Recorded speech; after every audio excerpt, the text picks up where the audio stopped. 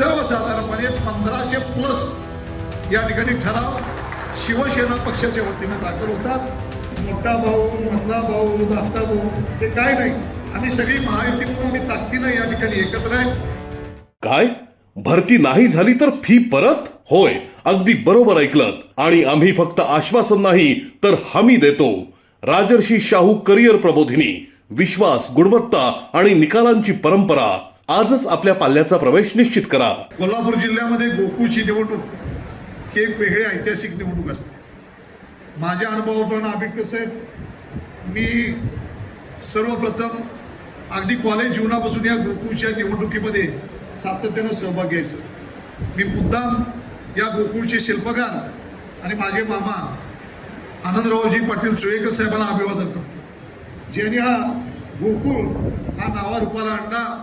या गोकुळचं मार्केटिंग मुंबईमध्ये बाजारपेठ काबीज केली आणि आज अमूल सारखे स्पर्धक येऊन सुद्धा या ठिकाणी आज गोकुळचं दूध या मुंबईमध्ये आणि इतर शहरामध्ये सकाळी गोकुळ उठलं की गोकुळचं दूध लागतं। ही गोकुळची मार्केटिंग व्यवस्था या ठिकाणी ज्यांनी केली ते सर्व आमचे जुने सहकारी मित्र। मला वाटतं निवडणूक आली की ईर्ष्या आल्या, टोकाच्या ईर्ष्या होतात, त्या पद्धतीने या सगळ्या बाजू आता गोकुळच्या निवडणुकीमध्ये चालू आहेत। आणि मला आपल्याला निश्चित सांगायचं आहे, या गोकुळच्या माध्यमातून खऱ्या अर्थानं हा व्यवसाय जो हातात आहे तो आमच्या माता भगिनींच्या हातात आहे। आणि आज वटसावित्रीचा उपवास आहे, त्यांना मी शुभेच्छा देतो। मला वाटते सातो जन्मी हाच नवरा मला मिळावा म्हणून त्या ठिकाणी झाडाला फेऱ्या मारतात। परंतु या सगळ्या गडबडीतून सुद्धा गोकुळ हे त्यांचं मातृत्व आहे आणि या निवडणुकीमध्ये ठराव धारण करा सुद्धा आज वटपौर्णिमेचा उपवास असताना सुद्धा हे ठराव दाखल करायला आमच्या सगळ्या महिला वर्ग, मला वाटतं त्याला लक्षात आलंय आता की भविष्यात सुद्धा सहकारी संस्थेमध्ये आबाजी 50% आरक्षण येते वाटतं। त्यामुळे आपण सगळ्यांनी आता हा व्यवसाय ज्यांच्या ताब्यात आहे त्यांचा व्यवसाय ताब्यात देण्याच्या दृष्टीनं पुढं मला वाटते भविष्यवाणी त्यांच्याकडून दिसते। मला आपल्याला एवढं सांगायचं आहे की आदरणीय मुख्यमंत्री या ठिकाणी देवेंद्र फडणवीस असतील, आमच्या पक्षाचे मुख्य नेते एकनाथजी शिंदे साहेब असतील, आमच्या राष्ट्रवादीच्या अजितदादा गटाच्या सुनेत्राताई असतील, महायुती आणि त्याचे सर्व घटक पक्ष मिळून आम्ही सगळ्यांनी या इथं महायुती करायचं अशा पद्धतीचं मार्गदर्शन वरून आपल्याला येतंय। जे मार्गदर्शन येईल त्याच्या अगोदर सगळ्यात महत्त्वाची प्रक्रिया म्हणजे गोकुळचे ठराव दाखल करणं। कारण निवडणूक होत असताना खऱ्या अर्थानं जे महत्त्व आहे हे मतदाराला महत्त्व आहे, ते मतदार कुणाजवळ किती आहे यासाठी खऱ्या अर्थानं या जिल्ह्यामध्ये चढावड आहे आणि प्रत्येक पक्षाला तो अधिकार आहे। प्रत्येक पक्षाला आज आम्ही शिवसेनेचे शक्तीप्रदर्शन दाखल करतोय, भाजप दाखल करतोय, राष्ट्रवादीने दाखल केले। मी आपल्याला एवढंच सांगतो की आज शिवसेनेच्या वतीनं आदरणीय पालकमंत्र्यांच्या मार्फत या ठिकाणी राधानगरी तालुक्यातून 105 ठराव या ठिकाणी आज दाखल होणार आहेत। त्याचबरोबर आंबेडकर साहेबांच्याकडून भुदरगड तालुक्यातील 225 या ठिकाणी ठराव आज या ठिकाणी दाखल होणार आहेत। म्हणजे जवळजवळ 395 आणि त्याचबरोबर 330 आणि त्याचबरोबर 65 मतदार ठराव हे आजरा तालुक्यातून दाखल होतात। म्हणजे त्यांच्या मतदारसंघातून 395 हा ठरावधारक त्या ठिकाणी आज दाखल करणार आहेत। आणि मला वाटतं आंबेडकर साहेब बाहेरच्या तालुक्यात काय काय तुम्ही अजून आम्हाला पण सांगितलेलं नाही, ती बेरीज किती एकदा तुमची उमटून दाखवा आम्हाला।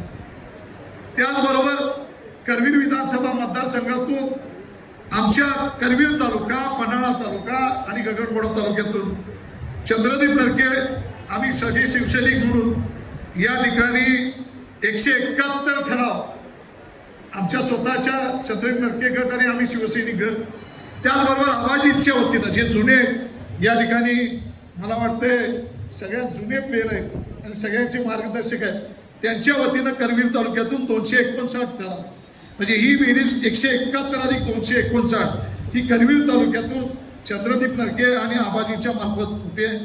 त्याचबरोबर पन्हाळा तालुक्यातून या ठिकाणी चंद्रदीप नरके म्हणून आणि शिवसैनिक म्हणून 252 ठराव या ठिकाणी पन्हाळा तालुक्यातून दाखल होतात। या ठिकाणी आबाजींच्या माध्यमातून 6 ठराव पन्हाळा तालुक्यातून, म्हणजे जवळजवळ 258 ची बेरीज या ठिकाणी पन्हाळा तालुक्यातून या ठिकाणी होते। गगनबावडा तालुक्यातून या ठिकाणी शिवसेना आणि आमच्या गटाकडून 37 ठराव या ठिकाणी दाखल होतात. हे जवळजवळ चंद्रदीप नरके आम्ही सगळे शिवसैनिक या सगळ्यांच्या मधून 465 ठराव या ठिकाणी आपण दाखल करतोय. आबाजींच्या वतीनं शिरोळ तालुक्यातील 45 आणि बाकीच्या गोष्टी धरल्या तर आबाजींच्या इतर तालुक्याला धरल्या तर एकूण 345 आबाजी तो आकडा लिहून आणलाय. हे ठराव दाखल होतात. सर्वसाधारण करवीर तालुक्यातून पन्हाळा गगनबावडा आणि सगळे मिळून जवळजवळ 879 आसपास ठराव या आम्ही आणि आबाजी या ठिकाणी आम्ही दाखल करतो. आम्ही सगळेच लोक अमृत सिद्धी मंगल कार्यात एकत्र जमून आम्ही त्या ठिकाणी उगाच सगळीकडे इथं गोंधळ घालून सगळी जेवण करून आम्ही ठरावधारकांच्या हातामध्ये ठरावाच्या प्रती देऊन या ठिकाणी आम्ही इथं आलोय. त्याचबरोबर या ठिकाणी कागल तालुक्यातून आदरणीय संजय मंडलिक साहेबांच्या नेतृत्वाखाली 101 ठराव सेंचुरी त्यांनी मारलेले 101 ठराव या ठिकाणी आज दाखल होतात. त्याचबरोबर धैर्यशील माने यांच्या वतीनं 46 हातकलंगड्यातून आणि मुरलीधर जाधवांच्याकडून 11 ठराव हे हातकलंगड्यातून तालुक्यातून दाखल होतात. त्याचबरोबर शिरोळ तालुक्यातून या ठिकाणी रवींद्र माने आणि धैर्यशील माने यांच्याकडून 20 ठराव हे शिरोळ तालुक्यातून आहे. मग एकंदर हिशोब घेतला तर यड्रावकरांचा मी आकडा त्यांना विचारलं, कारण यड्रावकरांचा आकडा हा सगळ्यांच्या पेक्षा आम्हालापेक्षा त्यांना अधिक माहीत आहे. यड्रावकरांचं सहकारातलं जिल्हा मध्यवर्ती बँक असेल, या ठिकाणी विविध सहकारी क्षेत्रात असेल, वजन आम्हाला माहीत आहे. मला आज आनंद झाला यड्रावकर साहेब या ठिकाणी आहे.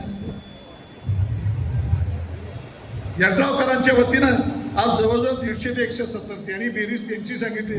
तो अधिकार मला नाही, आपण त्यांचा ठराव वाढण्याची शक्यता आहे. त्याचबरोबर चंदगड तालुक्यातून आमच्याकडे फारशी संख्या नसली तरी 8 ते 10च्या ठरावाची संख्या आत्ता या ठिकाणी आमच्याकडे उपलब्ध आणि दाखल होतील. या आता माझ्या माहितीप्रमाणे हे सगळ्या तालुक्याशी मी आकडेवारी आपल्याला दिली. पत्रकारांना ती अधिक मी सविस्तर प्रमाणात ही आकडेवारी देतो. सर्वसाधारणपणे 1500+ या ठिकाणी ठराव शिवसेना पक्षाच्या वतीनं दाखल होतात. आदरणीय आमच्या पक्षाचे लाडके नेते मुख्य नेते एकनाथजी शिंदे साहेबांच्या नेतृत्वाखाली आणि शिवसेनेच्या आमच्या पालकमंत्र्यांच्या नेतृत्वाखाली आम्ही हे सगळे ठराव आज दाखल करतोय. ठरावधारकांना विनंती आहे की जिथल्या तालुक्यातून जास्त ठराव अपेक्षित आहेत, करवीर तालुका असेल, पन्हाळा असेल, जिथं जास्त टेबल आम्ही वाढवायला सांगितलेत. ठरावधारकांना माझी विनंती आहे, आम्ही येताना आंबेडकर साहेब आमच्या ठरावाच्या प्रती प्लास्टिक बॅगमध्ये पाऊस आहे म्हणून वायर कुठं अडचण होऊ नये म्हणून त्याच्याबरोबर एक झेरॉक्स त्यांना दिलेले आहे. ती ठरावधारकाने आमचे सगळे कोऑर्डिनेटर त्या तालुक्याच्या प्रत्येक टेबलला आता जाऊन उभारले. ते ठराव दाखल केला की या ठिकाणी पोच आपल्याला जी झेरॉक्स प्रत आम्ही ठेवली त्या झेरॉक्स प्रत पोच घ्यावी किंवा बाकीच्यांनी पण हीच पद्धत अवलंबावी. जी झेरॉक्सची प्रत पोच घेतली त्यांनी परत आपल्या ऑफिसला जमा करावी, कारण एक प्रत आम्ही आमच्याकडे ठेवून घेतो. मला वाटतंय अतिशय कुठेही गडबड करू नका, कारण या ठिकाणी खऱ्या अर्थानं गोकुळचं मतदान आहे हे ठरावाच्या आधारित आहे. महायुतीच्या माध्यमातून निवडणुकीची प्रक्रिया पुढे जाईल. मी अधिक काय सांगत नाही. या ठिकाणी मंडलिक साहेबांनी सांगितल्याप्रमाणे मोठा भाऊ, मधला भाऊ, धाकटा भाऊ हे काय नाही. आम्ही सगळी महायुती म्हणून आम्ही ताकदीनं या ठिकाणी एकत्र आहे. महायुतीच्या माध्यमातून या गोकुळमध्ये मागच्या वेळी सुद्धा मागच्या पंचवार्षिकमध्ये चांगल्या पद्धतीचा कारभार या दूध संघामध्ये केला गेला. जवळजवळ म्हैशीच्या दुधाला 12 रुपये आणि गाईच्या दुधाला 14 रुपये आणि 10 रुपये. आबाजी काय चुकले का बघा, 14 आणि 10 हे दुध दरामध्ये वाढ देण्यामध्ये आम्ही सगळीच यशस्वी या ठिकाणी झालोय. मागच्या वेळी सुद्धा त्या ठिकाणी शिवसेना आणि राष्ट्रवादी मिळून हा कारभार केला आहे. मला वाटतं मुश्रीफ साहेबांनी या भाषणात उल्लेख केला की राष्ट्रवादी आणि शिवसेना म्हणून मागच्या बोर्डामध्ये आम्ही कामकाज केलं. आमच्या सगळ्या संचालक मंडळांनी काटकसरीने कारभार करून दूध उत्पादकाला जास्तीत जास्त दर द्यायचा प्रयत्न या ठिकाणी केला आहे.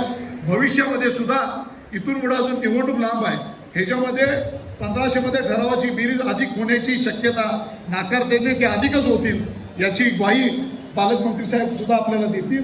मला वाटतं मी अधिक न बोलता आपल्या सगळ्यांना शिवसैनिकांनी आणि ज्यांनी या ठराव गोळा करायचे दाबले त्यांचं मनपूर्वक या ठिकाणी मी शिवसेनेच्या वतीनं आभार मानतो. आणि ही निवडणूक आता संपली नाही, ह्याच्याही पेक्षा जादा ठराव आता एखादा ठराव जर राहिला असेल तर तो आपल्या पक्षाला कसा वळवायचा याच्यासाठी सुद्धा अधिक प्रयत्न आपण सगळ्यांनी करावेत। आज आपण या ठिकाणी उपस्थित राहिलात त्याबद्दल मनपूर्वक सगळ्यांना आपल्याला धन्यवाद देतो। जय हिंद, जय महाराष्ट्र।